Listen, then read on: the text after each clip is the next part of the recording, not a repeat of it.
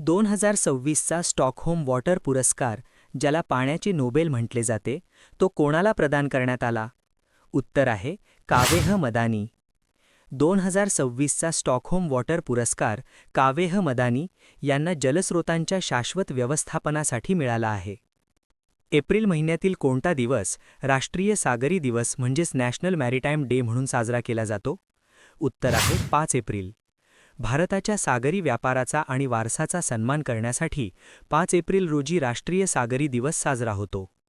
24 April हा दिवस भारतात कोणत्या नावाने साजरा केला जातो? उत्तर आहे भारतीय पंचायत राज दिवस. स्थानिक स्वराज्य संस्थांच्या महत्त्वाचा प्रसार करण्यासाठी 24 एप्रिल हा पंचायत राज दिवस म्हणून पाळला जातो. Institute of cancer and rehabilitation म्हणजेच इंदिरा गांधी अणु संशोधन केंद्राचे नवीन संचालक म्हणून कोणाची निवड झाली आहे? उत्तर आहे श्रीकुमार जी पिल्ले. श्रीकुमार जी पिल्ले यांची इंदिरा गांधी अणु संशोधन केंद्राचे नवीन संचालक म्हणून नियुक्ती करण्यात आली आहे. हॉकी इंडिया अवॉर्ड्स 2025 मध्ये सर्वोत्कृष्ट महिला खेळाडू म्हणून कोणाला गौरविण्यात आले आहे? उत्तर आहे Navneet Kaur. Hockey India awards 2025 मध्ये नवनीत कौरला महिला विभागातील सर्वोत्कृष्ट खेळाडू घोषित करण्यात आले.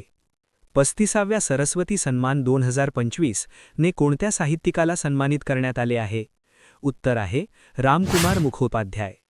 रामकुमार मुखोपाध्याय यांना त्यांच्या साहित्यातील योगदानासाठी 35व्या सरस्वती सन्मानाने गौरविण्यात आले आहे.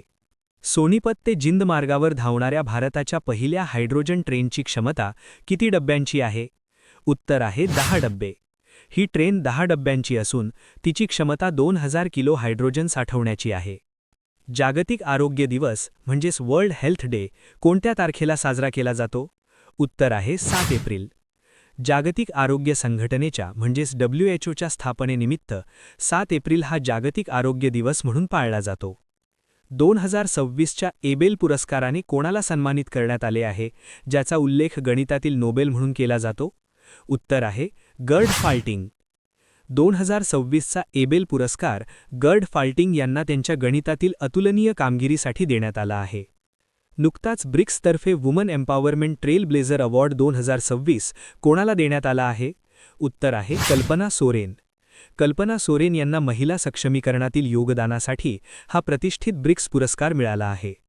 25 एप्रिल हा दिवस जगभरात कोणत्या आजाराच्या जनजागृतीसाठी जागतिक दिवस म्हणून साजरा केला जातो? उत्तर आहे मलेरिया.